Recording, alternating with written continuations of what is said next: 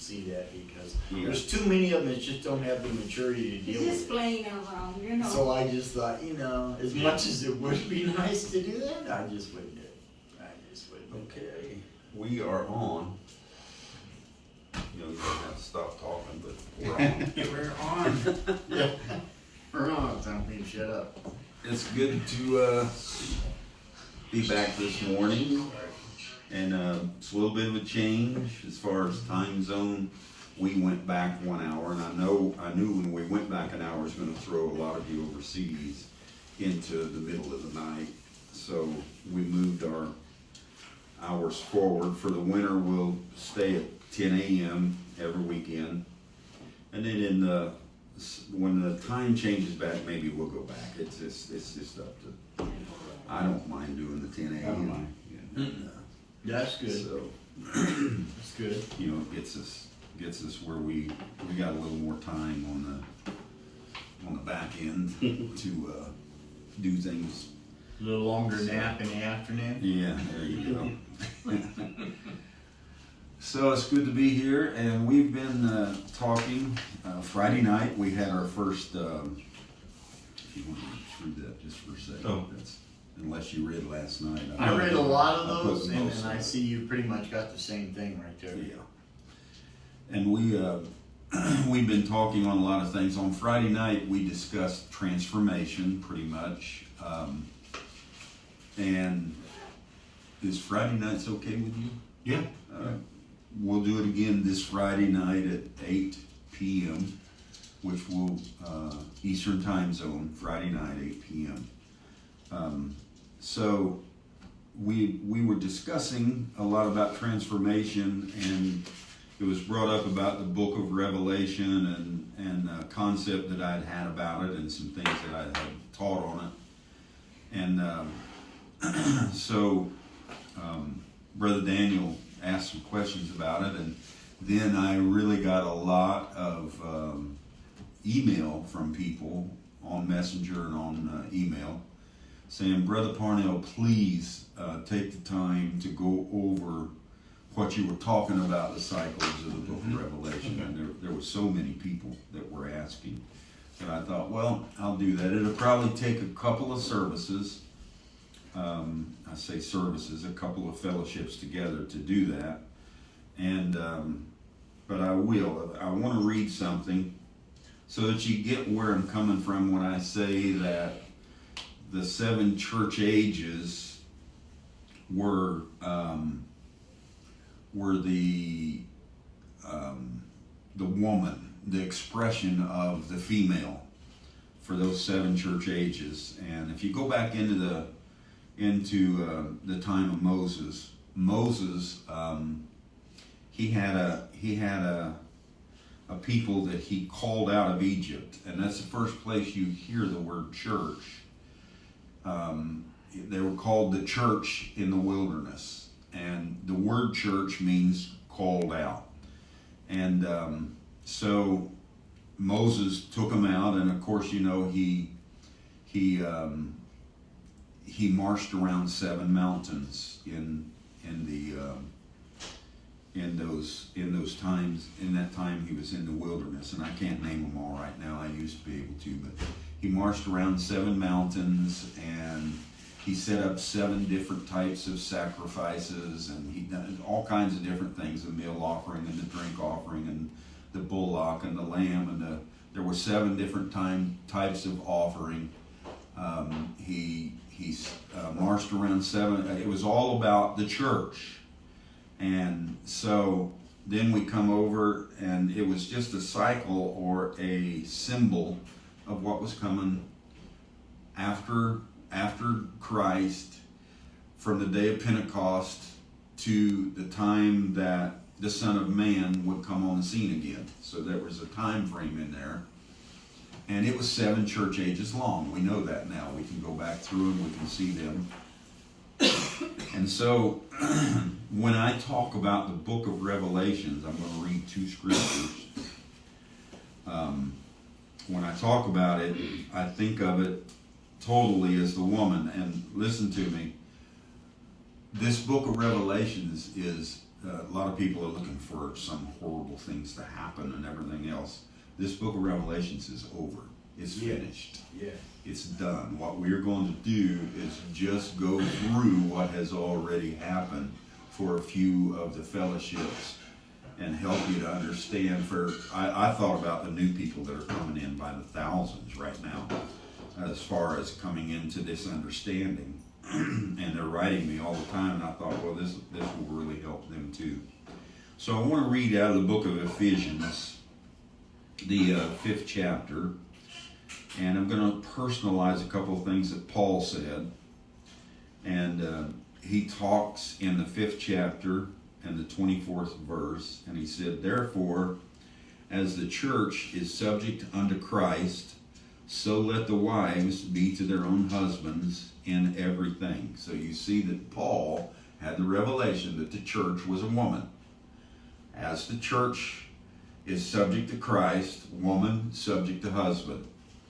Now let's go on further. Husbands, love your wives, even as Christ also loved the church and gave himself for it, that he might sanctify and cleanse it with the washing of the water by the word. That's exactly what happened to us through 7 church ages. We were sanctified, we were justified, we were cleansed by the washing of the water of the word. And it says that he might sanctify and cleanse it with the washing of the water by the word, that he might present it to himself a glorious church, not having spot or wrinkle or any such thing, but that it should be holy and without blemish. So there would come a time when the church would come through its justification, come through its sanctification, come through its gifts, come through its marriage, come through its wedding supper, come through everything, and then it will be cleansed and washed and clean and holy and pure.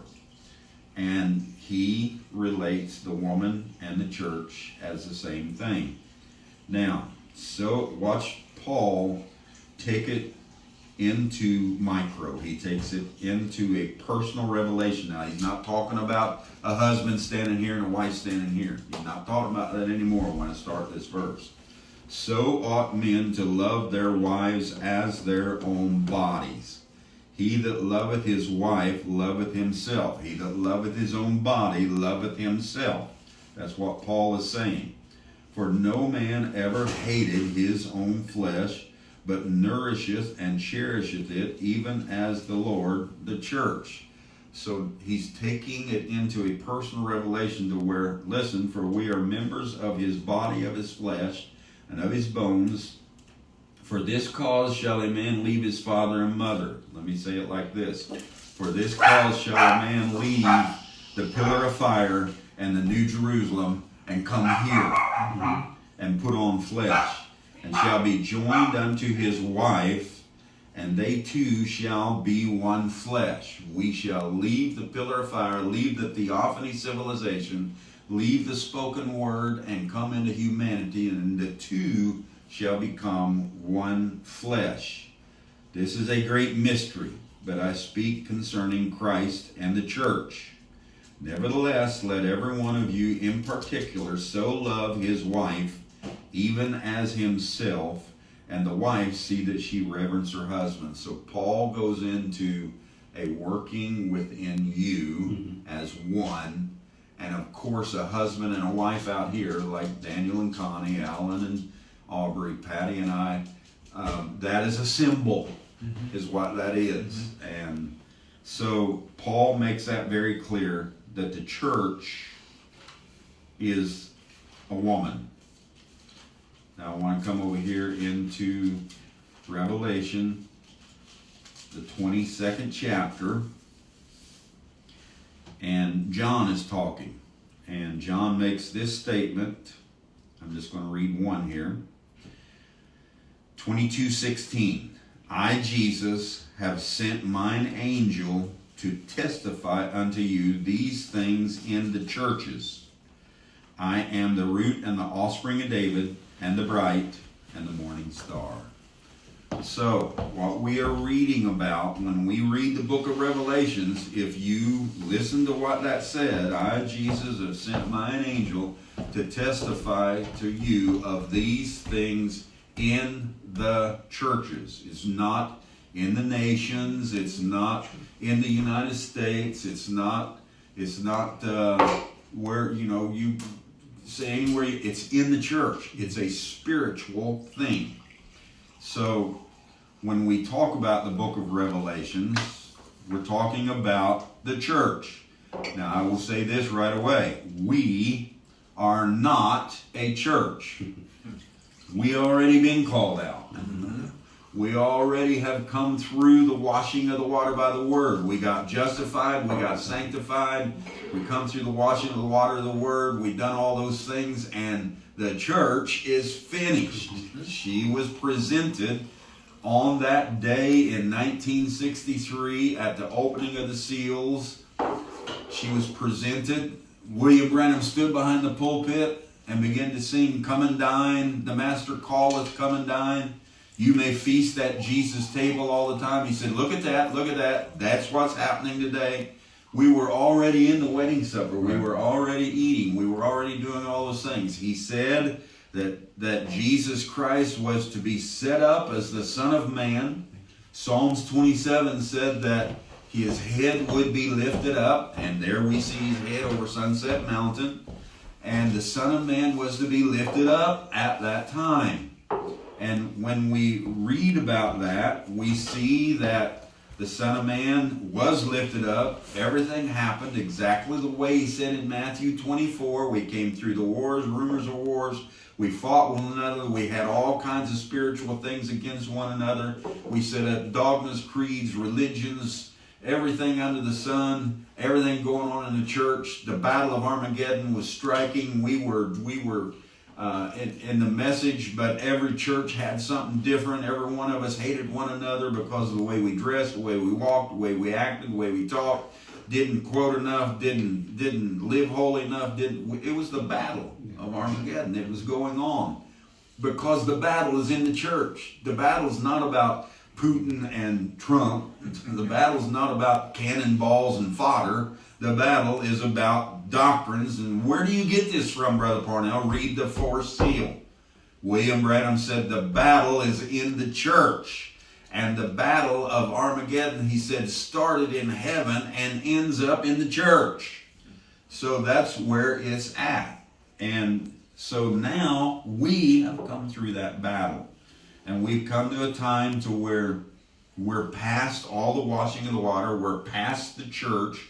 We are past the book of Revelation. Oh no, there's still got to be monsters coming on the earth. There's still got to be scorpions stinging people. There's still got, if you missed it, if you're thinking that, it's already happened. The last messenger came, and William Branham, the last messenger, said that the last messenger was to rapture the church with his message. He did it. Don't think that there's going to be some great big rapture going on. We've been raptured, and it's happened already. So we see this. We moved through the church. We got outside the church. We're outside the camp now. We're beyond the church.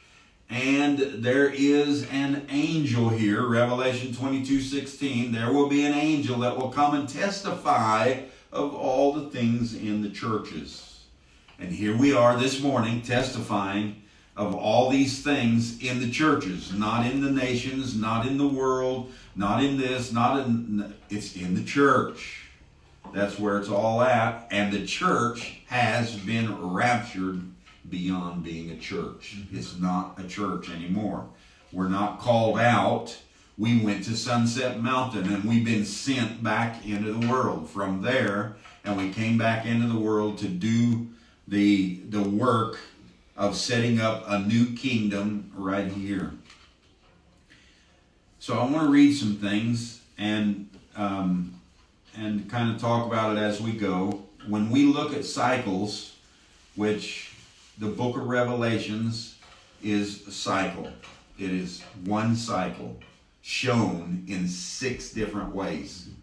And I will get into that in just a minute. But when we look at cycles, we find it is the way in which we move as individuals, as groups, and in spirituality, we're always in cycles.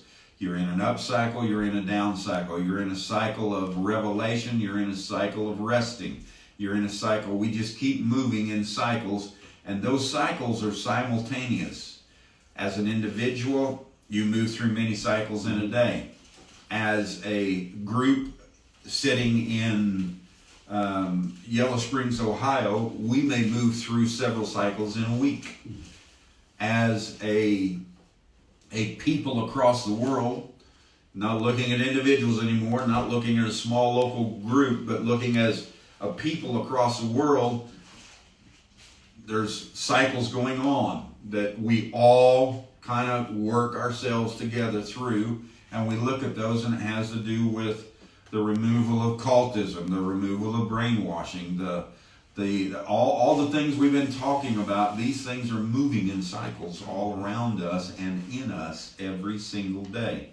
So it happens to individuals, groups, and spirituality across the world. All dimensions spirally rotate. So you come back around. Here we are right back on the book of Revelation, spirally rotating. But I guarantee you, for this couple of fellowships, you're going to find out a lot more about Revelation than you ever knew. Because every time you come in a spiral, you come back around and you find more. You never come back to the original point of origin. The spiral keeps you moving forward.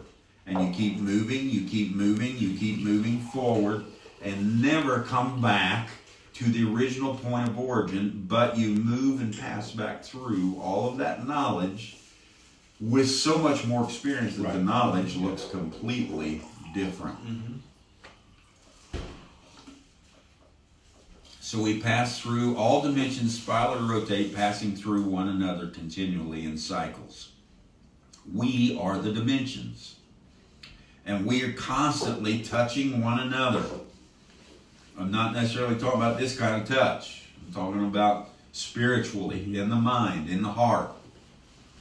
We're constantly touching one another through the vibrational waves that's going on. We have life cycles. Think about these cycles. We have life cycles, death cycles, growth cycles, seasonal cycles, solar cycles, zodiac cycles, earthly cycles, human cycles, gender cycles, chakra cycles, botany cycles, animal cycles, individual cycles. There's just an endless number. Cycles going on all the time. Larger cycles are dispensations. They may last 2,000 years like the church ages did. They may last 50 years like the Third Testament did. They may last, whatever it is, it's a larger cycle. And it's moving a larger mass of people across the dimension into something else. And then you have your individual cycles. The lady goes through one every 28 days. The people in a local area go through cycles together. You just keep going on and on and on. So there's individuals, there's groups, and there is the spirituality. When you're thinking in cycles, you need to think in rotation, spiral, circular. It's not linear. And so you're going to come back around close to the same thing again, but with more knowledge, more understanding of the knowledge you already have. And so you see that you come circular. It's not a linear or a straight line. You all know this. Mathematically, there is no such thing as a straight line. Right. Somewhere it's going to bend. Somewhere it's going to begin to curve, because everything is in a spiral. Everything is in a circular motion. And there's no such thing as a straight line. It will begin to bow or bend after a while, if you're talking naturally, circling back to its origin. All things come back to themselves. Spiritually, not necessarily at the same point of origin. So, let me put it like this. William Branham's talking in the third Exodus. He makes a statement. He's talking about Luther. And he's talking about Luther's message of justification. Then there's this little blurb comes out of his mouth. This is what the bride is, justification is what the bride's coming out under now. When I read it, I thought, huh? I thought it would come out of justification under Luther, but he says she's just now being pulled out under justification. So it is a spiral cycle.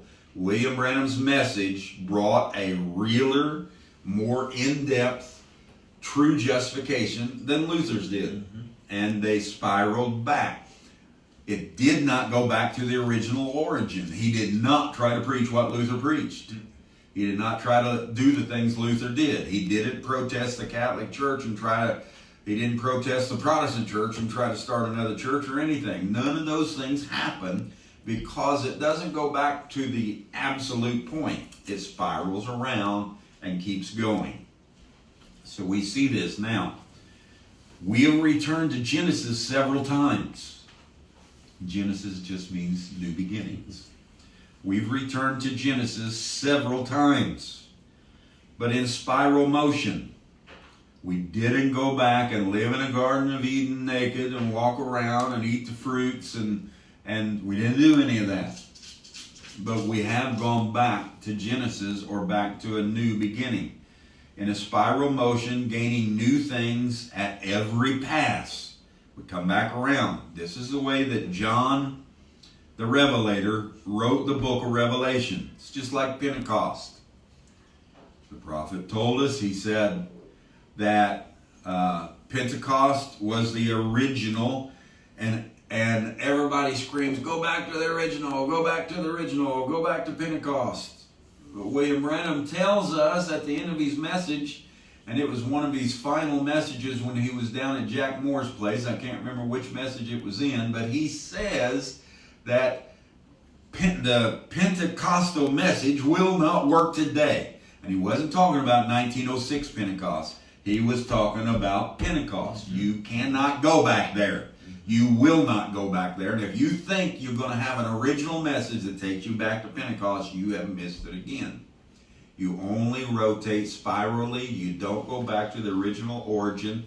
But we came to another Pentecost down the spiral with much more understanding than what those brethren had at that time.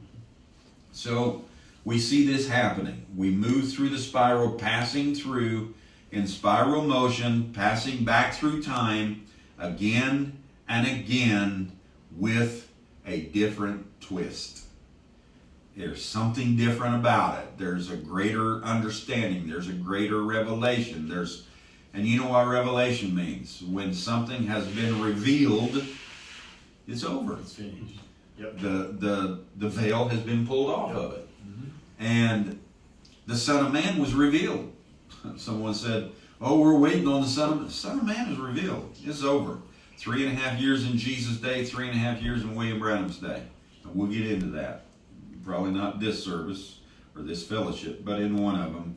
We'll look what took place at the change, the events that brought us over here. Everything from Moses and Elijah to Israel, to the ending of Israel, to all those things. We'll look at it. So we see, when you realize the book of Revelation is about one person, keep that in mind. You read about dragons, you read about serpents, you read about women.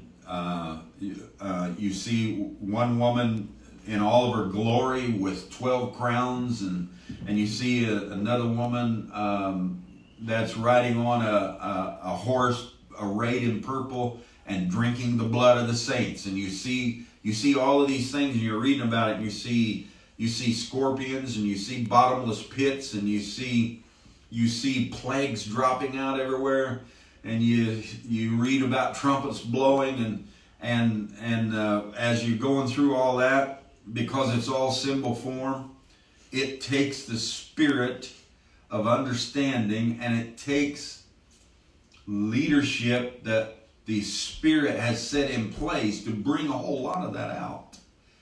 And a lot of people don't like that, but the Spirit does have a man. There's a man in every age to bring these things out further.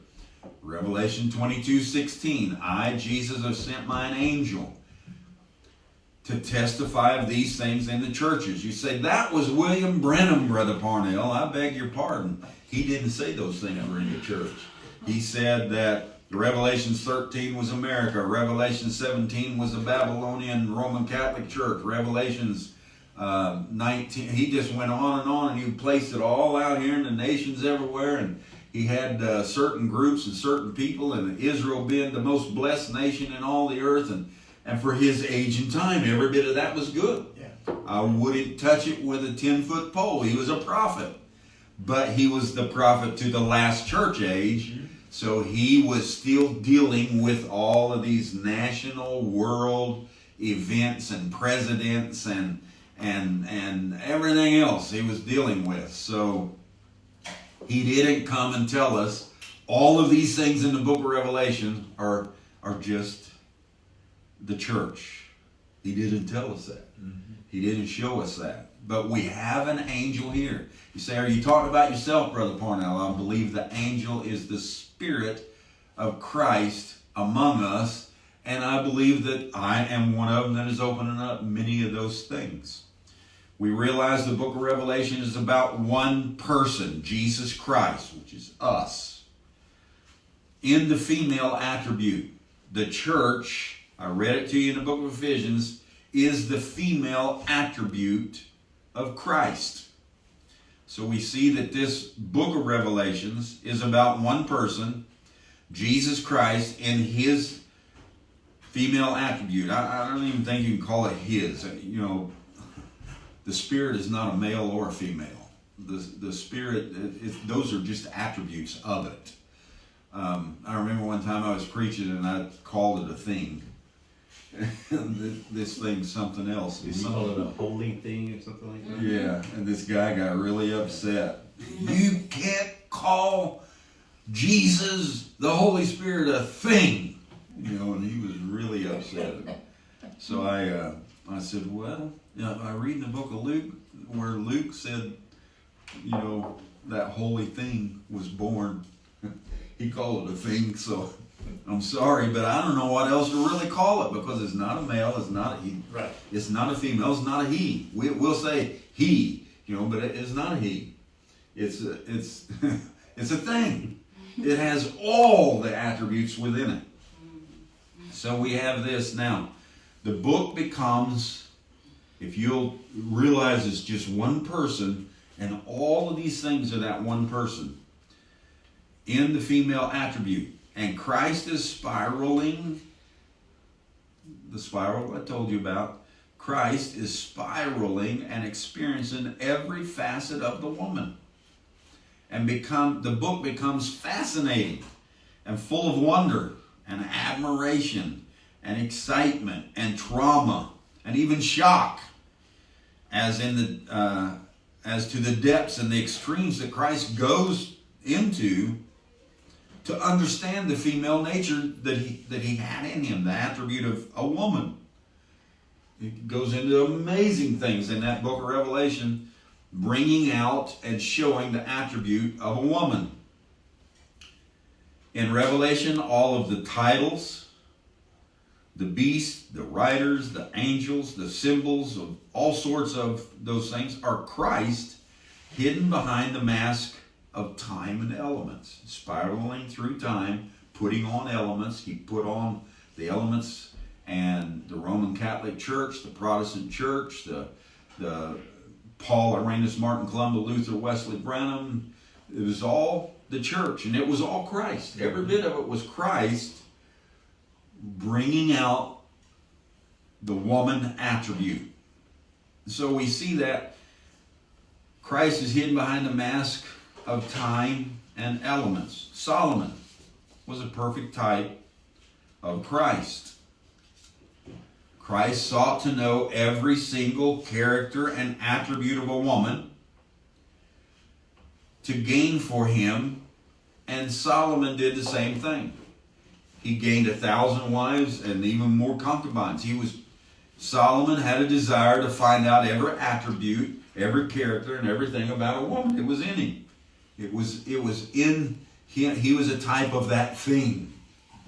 And so he went through all of that, trying to understand the female attribute.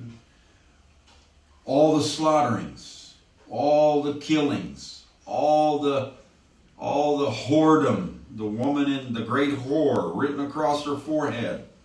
Listen to me, don't get too afraid of it. It was all Christ. Mm-hmm. Every bit of it was Christ.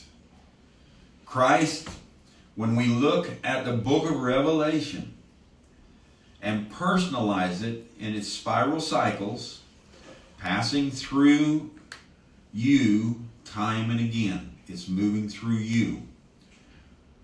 You were that beautiful woman with the 12 crowns, and you were that whore written across your forehead. It's Christ passing through you. And you have at some point in your life displayed every one of those things. You have been a scorpion stinging people. You have been a messenger bringing a message to people. You have been a candle. You have been sealed. You have been open. You have been a trumpet sounding out. You have all of these symbols were us sounding out throughout the ages. We'll get into that. Let's look at the book of Revelation and personalize it in spiral cycles, passing through you time and again. Each of these is a cycle spiraling back and emphasizing a different part of the female attribute. I'm going to just read through 6 sections of the book of Revelation. And it's going to really shorten the book for you when you think about it. Right. We read 22 chapters. And we say, wow, so much is going on. I cannot figure out all this with all of these animals and demons coming out of pits. And wow, it's just amazing to me. And no man can understand this. Well, the book of Revelations has 6 sections. First section, remember this, chapter 1 through 4. And it is the candles. You remember how the Israelites, they set up their I forget what it's called even, but there's 7 candles on it. Yes. And it was those 7 candles or 7 lights. And the first 4 chapters is how Christ walked through the midst of those candles. Then it ends up at the end of the 4th chapter, and I'll come back to this, but I want to go through these first. You come to the 5th chapter. The 5th chapter goes right back to the 1st chapter. The 1st chapter and the 5th chapter are very similar, and they go right back. And what is it? It is the seals. Book in the right hand of him that sits on the throne, him that sat on the throne and comes and walks in the midst of the church ages. Same thing. It goes back to the origin again. 5 through 7 is the seals. If you want to give it a caption, 1 through 4 was the candles. 5 through 7 is the seals. And there's all sorts of things under those seals. William Branham took a whole week to talk on those seals. Clarence Larkin drew diagrams, dispensations, everything else under those seals. Everybody attacked those seals in some way to try to bring them out. So that's 5 through 7. When you come to the 8th chapter, it starts over. They're in heaven. There's 7 angels preparing to sound, and they have censers in their hands. They're going to cast fire into the earth. And it's the same thing you find in the 1st chapter or in the 5th chapter. And so it starts, and chapter 8 through 11 is the caption, if you want to call it something, is the trumpets.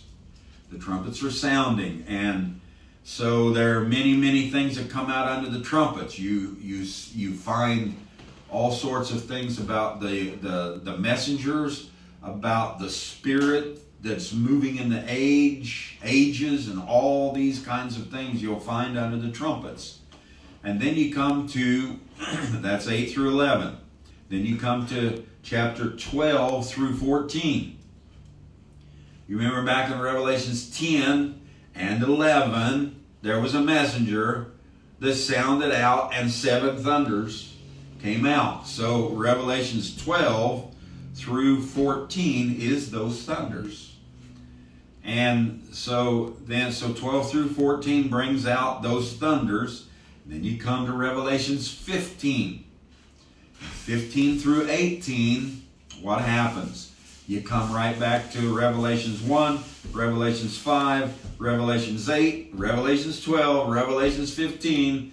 7 angels getting ready to bring plagues into the earth. And these 7 angels are the temple of the Lord is opened, and smoke is rising out of the temple, and they're getting ready to come out into the earth. The same thing you find in those other beginnings. And 15 through 18 are those plagues, if you want to call it a caption. So you have candles, seals, trumpets, thunders, and plagues. And it's all written in 4 chapters.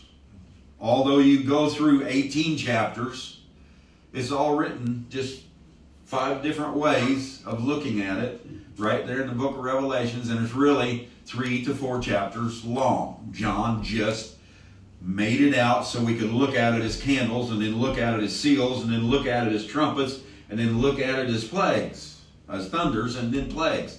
We see all this, and we had it all mixed together. It said, oh my God, what a horrible mess going on in the earth, because we couldn't understand it. So then 19 through 22, new heaven and new earth, or what I have termed the regeneration. Once you come through all the candles, seals, trumpets, thunders, plagues, there's got to be a regeneration. Right. There's a destruction and a change. There's a death and a burial. There's got to be a regeneration, a resurrection. And 19 through 22 is that regeneration or resurrection into new heaven and new earth. Remember, candles, seals, trumpets, thunders, plagues, and the regeneration. The chapters, again, 1 through 4 is the candles, 5 through 7 is the seals, 8 through 11 is the trumpets, 12 through 14 is the thunders, 15 through 18 is the plagues, and then 19 through 22 brings a regeneration and restores or brings us back to the origin. And that finishes up the church. That finishes up the Bible. It seals it up. It puts it away. And we have come to start a brand new cycle. William Branham told us that. He said that in the first seal, he said, these seals, all of these things, he said, all these messengers, he said, they have a message until you come to the last one. And he said, it changes. It's not the same anymore. Well, we come up to the last messenger. He finished his message, and it has changed. It is not the same anymore.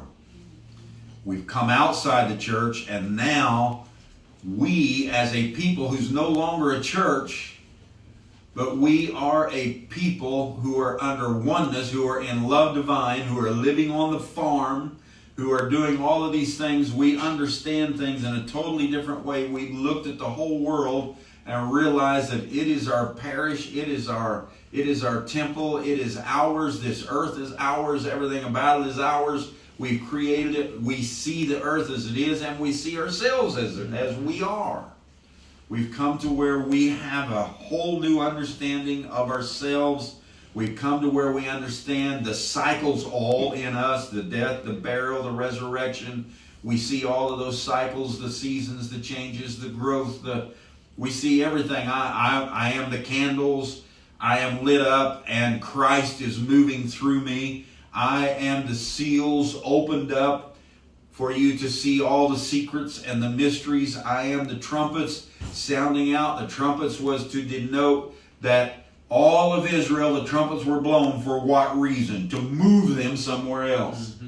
And we have had our trumpets blown, and we have moved into another position. The thunders, personal mysteries of mine and yours that we understand ourselves with. And the plagues are all of those things that come into the into the individual and into the earth in such a way that it kills out everything that we don't need. That's what a plague is for. It kills out everything that we don't need. And we wonder, why, if we're such a spiritual people, do we need plagues? Because you haven't dropped off those church age things yet. You won't leave them alone.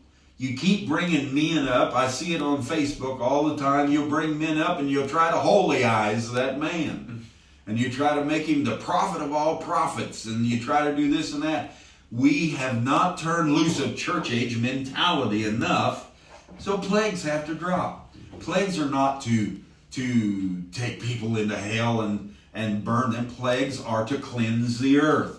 Plagues are to cleanse your mind with. Plagues are to cleanse your heart with. Plagues are to cleanse those things. They're vials. They are poison. You know what's in a vial? It's poison, and they take that poison and they make vaccines, and they take that antibiotic and they shoot it into your body to get rid of the pneumonia, to get rid of the asthma, to get rid of the polio, to get rid of the... Plagues are here to cleanse us. That's what plagues are about. So we see that, and we see many plagues happening in the earth today as a whole. And you say, what does that signify, Brother Parnell? Us being cleansed. Us being cleansed of all of these things that we have in us that we don't need anymore. And we're not willing to let them go. We want to have a church. When we're not a church, we want to have a hierarchy when there is no hierarchy left. We want to have all of these things. We want to have them. And certain ones want to be the spiritual ones, the gurus, and everything else. And that's done. Mm-hmm. That's over with. So we're going to come back to these, but all of these are about us. Remember, I kept trying to wake peoples and ministries to this concept. You remember years ago I preached it. Mm-hmm. I brought it out. I tried to bring it. Now I'm coming back in a spiral, and I see so much more in it than I did then. Mm-hmm. Unbelievable amount of more information, understanding, and experience. Remember, I kept trying to wake peoples and ministries to this concept, to realize the oneness of all in all. The all, you know what that means? The thing that I talked about, that holy thing, the all, is in all. Mm-hmm. It's not in some, it's not in part of us, it's not in a group, it's in all of us. Yes. It's in the animals out there, it's in the trees out there, it's in the dog that just barked, it's in everything. Right. It moves, and this holy thing is us. Mm-hmm. And yes, I put on a piece of flesh to kind of manifest myself. And Alan did too, and you did too. But the holy thing is us. Mm-hmm. So we see this. It seemed people weren't hearing it at the time. Let's say it again. All of the things you read in the book of Revelations are things happening in the churches. Are we a church? No. Nope. So it's not happening anymore for us. What I'm talking to you about is history, and we've moved into a brand new cycle, and we're going through a transition period where the Spirit is dropping plagues into us to cleanse us of all that old. And I've cleansed myself of religion. I've cleansed myself of church. I've cleansed myself of politics. I've cleansed myself of all of these things. And I did it through plagues, through vials, through poisons. That's what plagues are. They're poison. I used poison. I mixed it together, and I give myself a shot.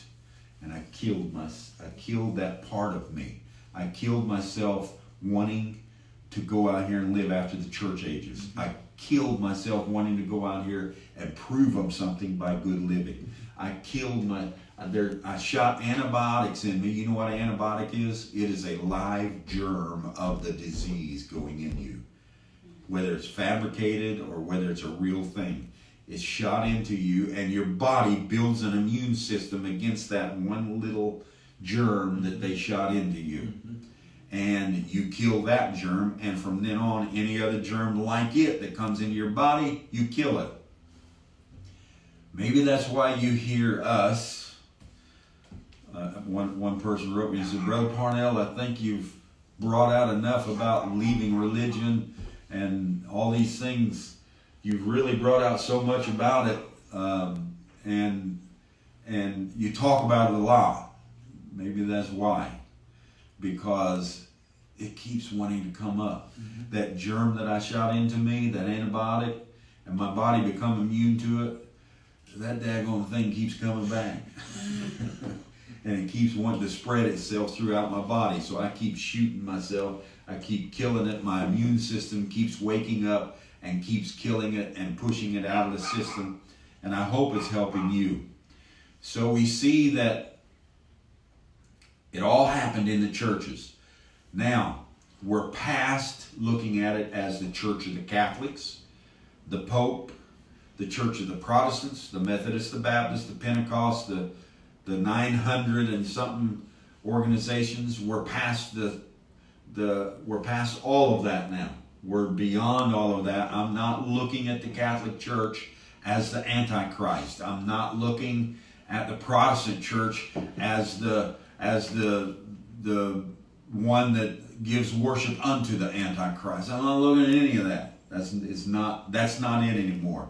You're missing the boat. That was the church ages. It all ended in 1963 at the opening of the seals, and we moved into a new day. Personalize the writings now.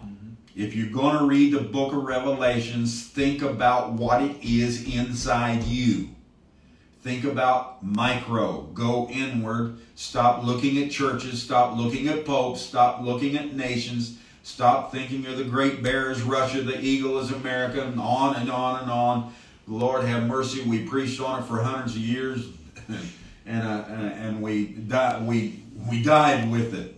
Thank the Spirit. He had a resurrection and a regeneration coming. Right. Or we'd have been dead in total darkness. That's the way the ages ended up, in total darkness in the Laodicean church age. And we would still be in it had it not been for the Spirit waking us up to a regeneration in us. Personalize the writings now. Any book you read in the Bible, it's finished. Oh, but I see Leviathans coming, Isaiah said, and they're going to be great monsters in the sea. And there's going to be this. It's finished. It's done. All of that out here is over. What's going on now, if there's a monster, it's inside you. If there's a God, all of these things, titles of all these beasts, if there's riders, they are inside you. If there's Antichrist, it's inside you. Personalize all the writings. If there is a Christ, it's you. All of these things are you. Personalize the writings, and you'll clearly see the 6 cycles in you. You are the temple. You are all of those things. There's an angel sitting here. I, Jesus, have sent my angel to testify unto you these things in the churches. I am the root and the offspring of David, and the bright and morning star. The angel right now is talking to you. You say, he's making himself Revelations 22 and 16. Yeah. And you want to be that? Do you want to be that too? Do you want to be that too? You can be that too. Right. I am Revelations 22 and 16, walking in the earth. And you can be that too. And every one of you can be that too. I'm not making myself something special above everybody else. I'm telling you, we can do this together. We are the revelation of, we are the further movement of, we have extended out beyond the church ages, and we are the angel after the churches, expressing and bringing to pass and showing all the things that went on in the church and moving on to something new. Right.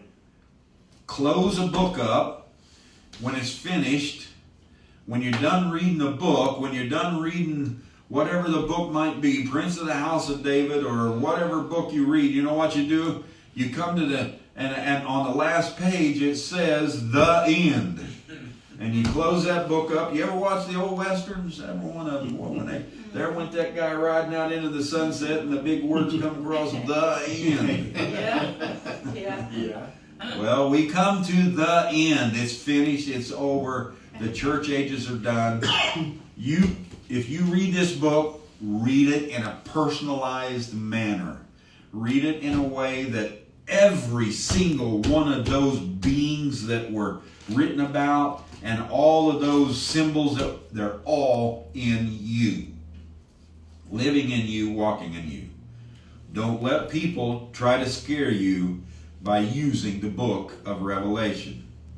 Telling you these horrible things. You know, just yesterday, I believe it was, a brother out of Africa, Brother Patrick Camara.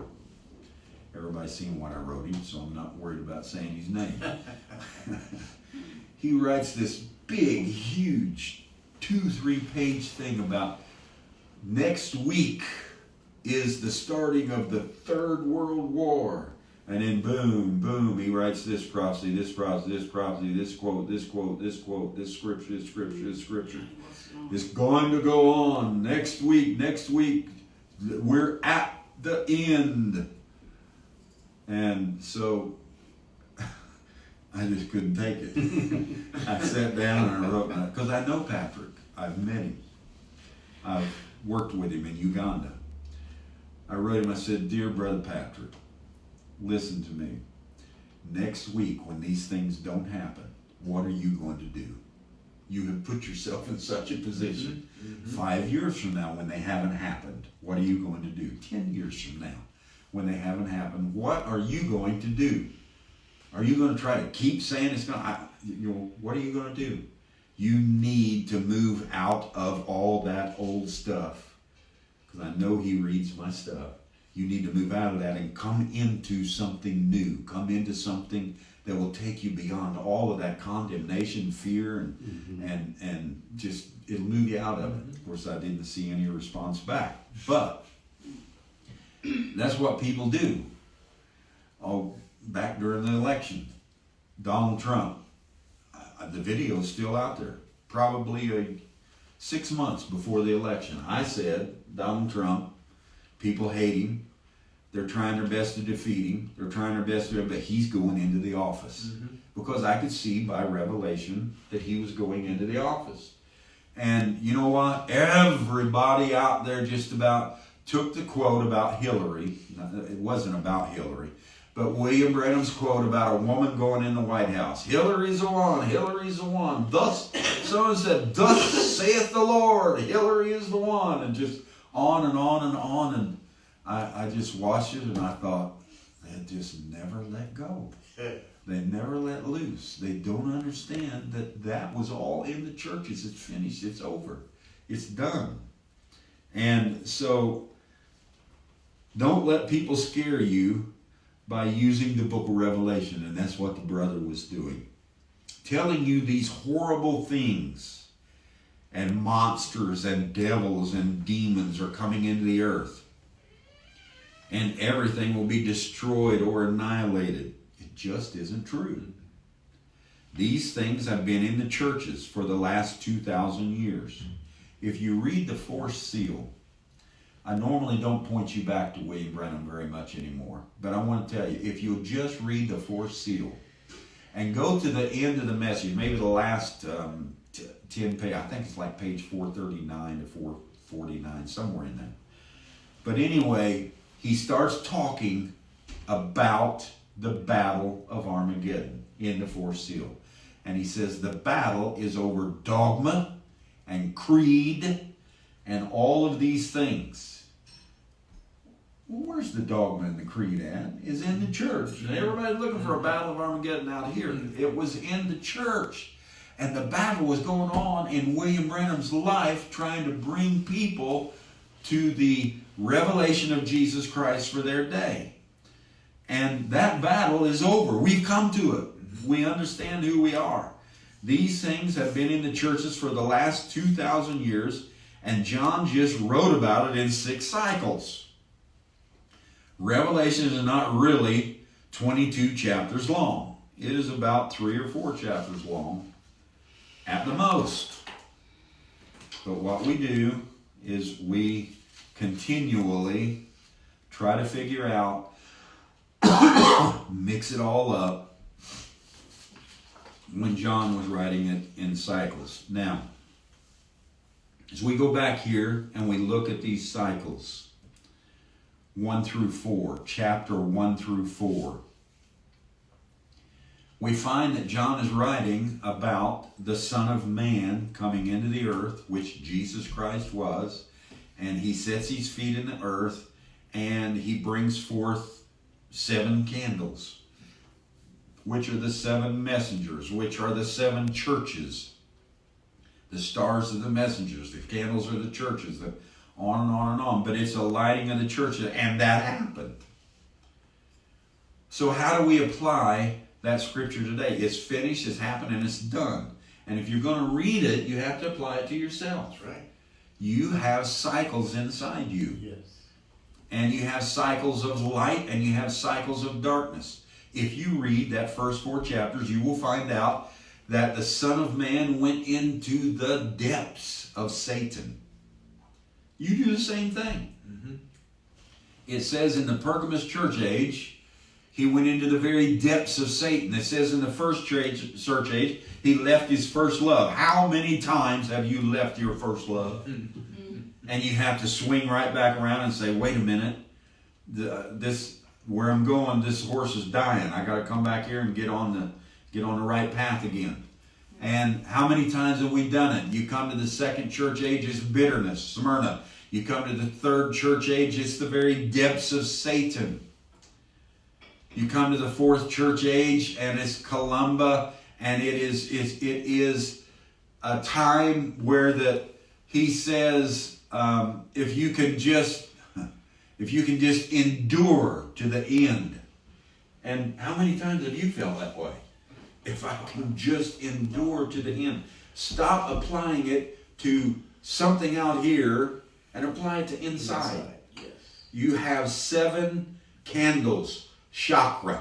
Mm-hmm. Inside you have 7 lights, and those 7 lights move throughout your life to bring out different things in your body. Everything from healing to cleansing to education to information to knowledge. It works everything from the brain right on down to the feet. It's a spiritual chakra of 7 lights, and these 7 candles are the type of it. And it's the Son of Man.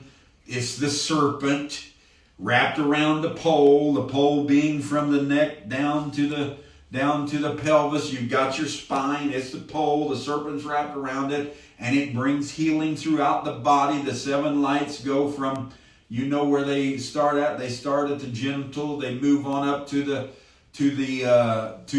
belly button area. They move on up to the chest. They move to all those lights are moving in you. It is the Urim and Thummim of the Old Testament. The lights lighting up and lighting up. So they had it in the Old Testament in a form. They had it in the church ages in a form.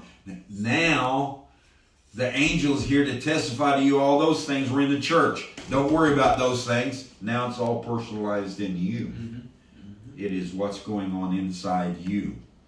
And those seals. You remember there were 7 seals? How many horse riders were there? 1. Yeah. Riding the 4 horses. Right. And it was white, it was red, it was black, and it was pale. And these 4 horse riders, you say, I think of them as Satan going out and battling the church and battling. You better get that out of your mind. You'll never understand the oneness of you if you don't get that out of your mind. Think about 4 horse riders, or the 4 horses, the rider that James talked about. James said a man is tempted, number 1, white horse, and drawn away of his own lust, number 2, red horse. And when lust is conceived, it brings forth sin, number 3, black horse. And when sin is finished, it brings forth death, number 4, pale horse. What did James do? He took the seals and he put them inside a man. Mm-hmm. And you go through that all the time. I have that horse that rides in me and it takes off after something, and before long I find out it's not where I want to go. And what do? I bring that horse to its death, and I turn around and I come back where I want to go. All of these things are inside of us. And we'll get into this a lot more. What are the last 3 seals? Those last 3 seals are spiritual. It's not horse riders. It is, here they came under the altar, 5th seal. They came to Moses and Elijah, 6th seal. They came to Christ in rest, regeneration, 7th seal. It's everything that went on out there is now going on in us. We have a spiritual happening. What do? Every time the white horse rider, which is Christ, takes you down a road, it's for your experience. And once you have experienced that, if you're out there and you don't like it, put a death to it and move back over here and start over. Right. And when you put a death to it, what do? You come under an altar. You begin to say, I'm sorry, I wish I hadn't went that way. I gotta change things here. I gotta do this and that. And you move out under the altar, and what do? You run into Moses and Elijah, or you are resurrected from the dead. That's what Moses and Elijah are for. And when you're resurrected from the dead, where do you go? Into regeneration, into rest. So the 7 seals are just all about death, burial, and resurrection. And they're all about what's happening inside you. And if you don't apply it that way, you'll miss it all, because all the other way is over. That was in the churches, and we're not a church anymore. 10:05. And I've got to think about the difference now, because we started at 10 o'clock. It's been an hour. The trumpets. What are the first 4 trumpets? It is the smoting of the elements. The same thing the first 4 seals were. The smoting of the elements, the earth, the sun, the air, the water. The smoting of all the elements. And those trumpets are a message to kill the horse rider. They smote that guy that takes off out there, which you do every day of your life, and you run a ring, and it smotes it, and it kills it. And and we'll get into that a little bit, because there's many things in it, but what are the next 3 trumpets? They are spiritual. And it is all about the church, the scorpions, all these things, the messenger of the last age, sounding forth. And it is spiritual happenings moving us into something else, exactly the way the trumpets were. And what are the thunders? I've always said the seals brought out the mysteries. The trumpets brought a message that judged and took out and cleansed out all the things that were in those seals that were iniquity, because you and I had iniquity in us. The trumpets were to cleanse the iniquity and to bring a message that would help us understand our iniquity and be able to evolve in the middle of that iniquity and not look at ourselves as lost and everything else. That's what the trumpets are. And the thunders are personal mysteries to you, to me. The thunders open us up, wake us up, make us who we are. The thunders, William Branham kept saying it, the thunders will wake up the bride. And everybody says, hallelujah. We woke up to the fact of the Roman Catholic Church, and we woke up to the fact of the of the Protestant churches and all the whores and whoremongers running around out here, and I'm going to separate myself from them. I don't want nothing to do with all of this that's going on. Wait, that's a wake up? You know, that's misery. That's what that is. It's a wake up to you. Personal mysteries to you that you say, oh my, I am the Christ. I am this thing that was born, that's moving throughout the earth. I understand who I am. And I have in me candles, and I have darkness. I have light, I have iniquity, and I have righteousness. I have all of these things in me, but I am the Lamb's Book of Life. And I know how to overcome these things. And when I struggle and have trouble, no worries, we have eternity. And if I struggle through something and have to go through it a dozen times, so what? We have eternity, and I am the light. I am that I am, and I will take that iniquity and cleanse it and make it into something that I can use every day of my life. Make it pure, make it holy, the way Jesus took that body of iniquity on Calvary and resurrected it out of the tomb. That's what the thunders are all about. Understanding, taking in the personal mystery. And when you take in the personal mystery, you're going to find out that that mystery man that's sitting on the throne that was full of iniquity wasn't the devil out here, and it wasn't the Pope, it was you.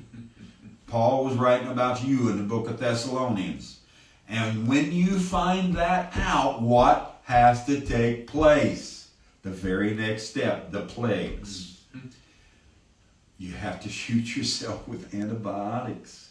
You have to build an immunity system to that ego, to that type of structure, to that person that wants to sit on the throne and be a king and have leadership over everybody and have all of those things. We have to bring the plagues upon us, which when you look at the plagues, the first 4 plagues were the smoting of the flesh again.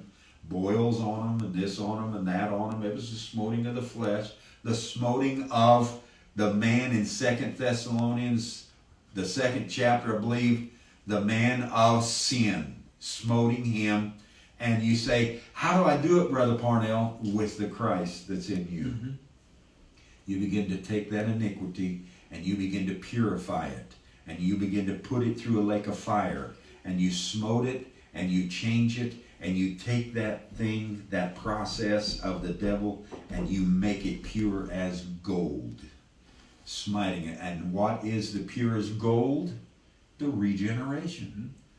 So all this is a list, 4 chapters long, 6 different ways of how everything blends together inside you, and how everything inside you works as a horse rider running out and Christ combating that contrast. Christ is the horse rider that runs out there. He is the contrast. And Christ is the 4 life messengers. There's 4 death messengers.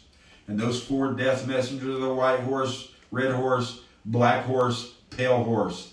And those death messengers are the same guy that is the 4 life messengers. It's Christ.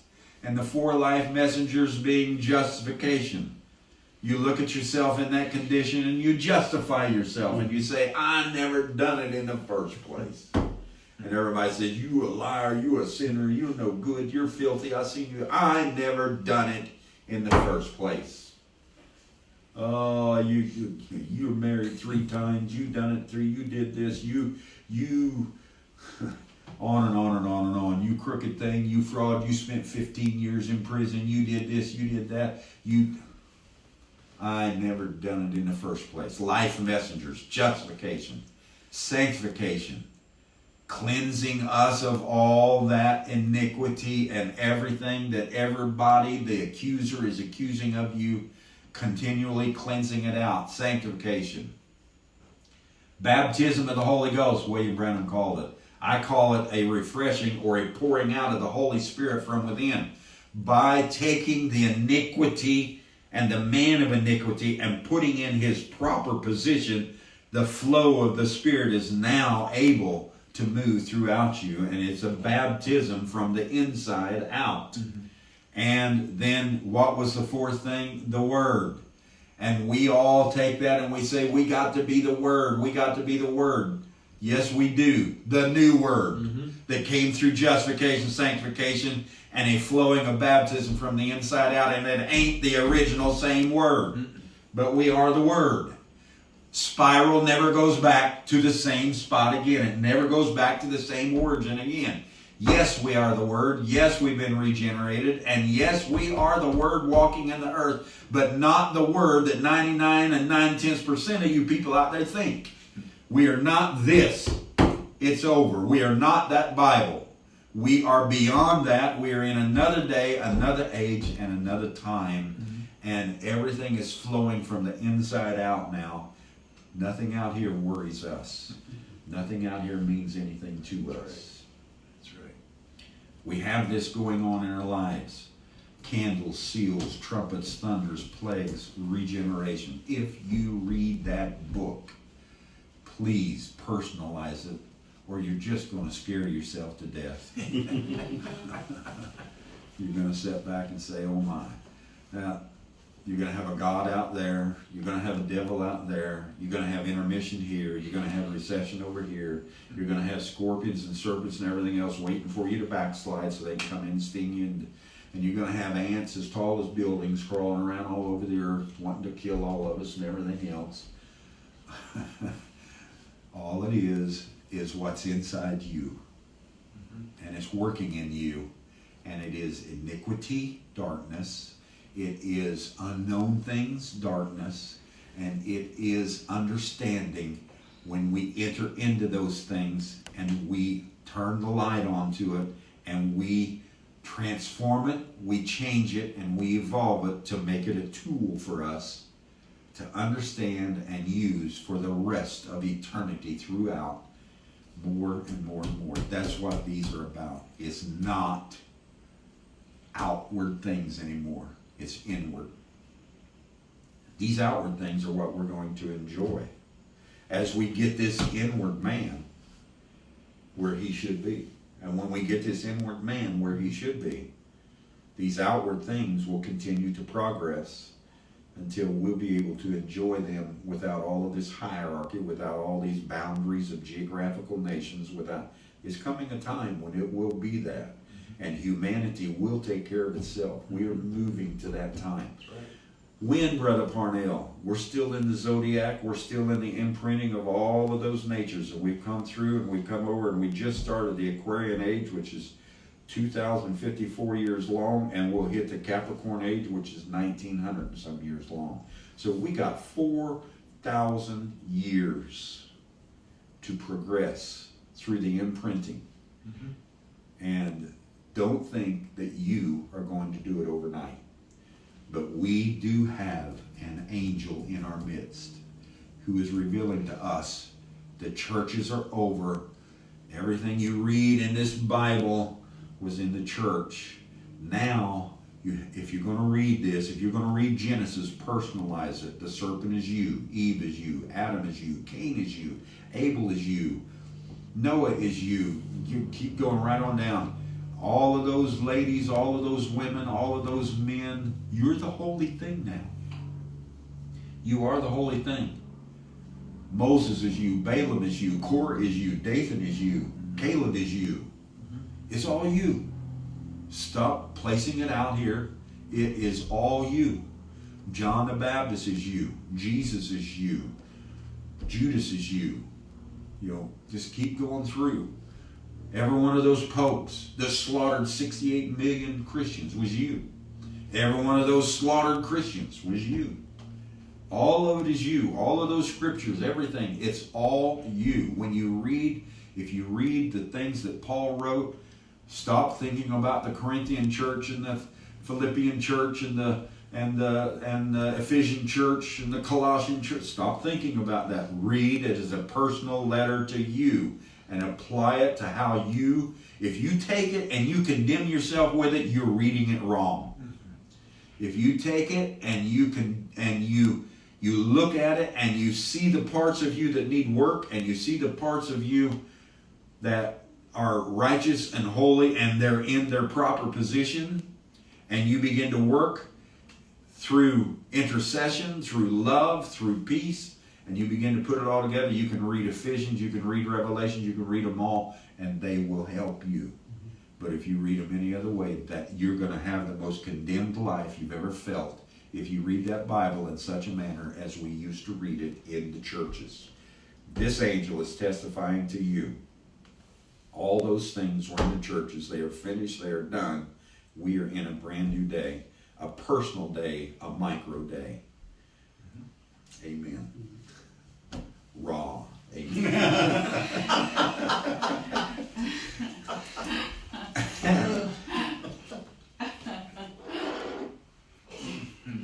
I know I went through a lot.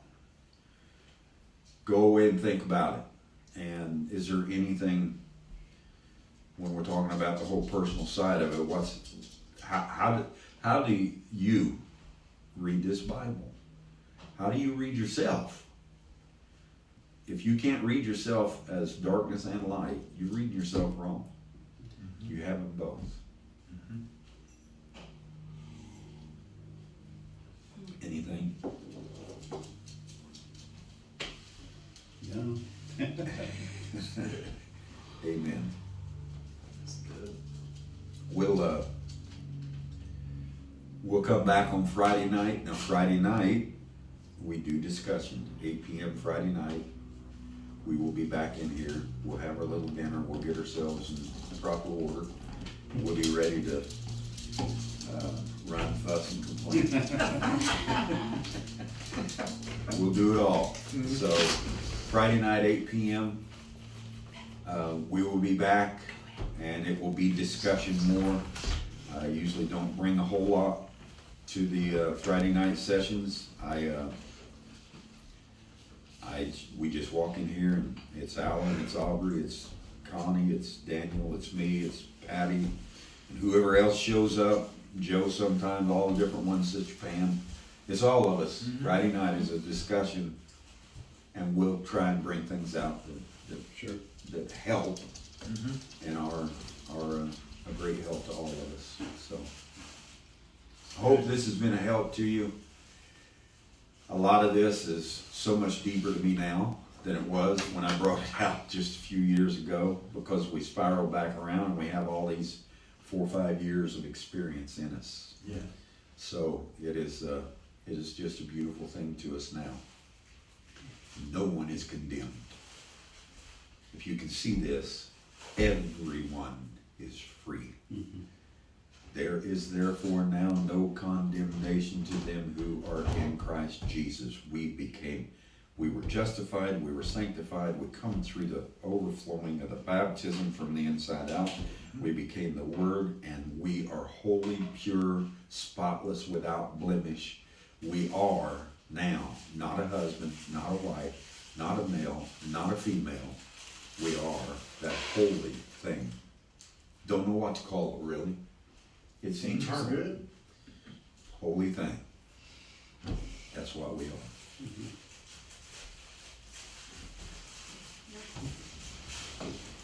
Let it be, let it be, let it be, let it be. Speaking words of wisdom, let it be. Let it be, let it be, Let it be, let it be. Speaking words of wisdom, let it be.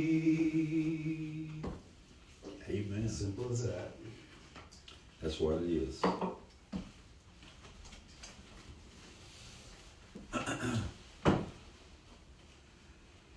We thank you, all of you, for what we've come to, the understanding. And we stand here in the authority of Christ, calling things to be. William Branham talked about things that are to be. We are calling things to be, not are to be. We stand in the authority of Christ. We call for the healing. We call for the bodies. We call for you out there. We call for the financial needs. We call for all these things as we stand here, trusting that it will come to pass. We know it will, in the Spirit of Christ. Thank you.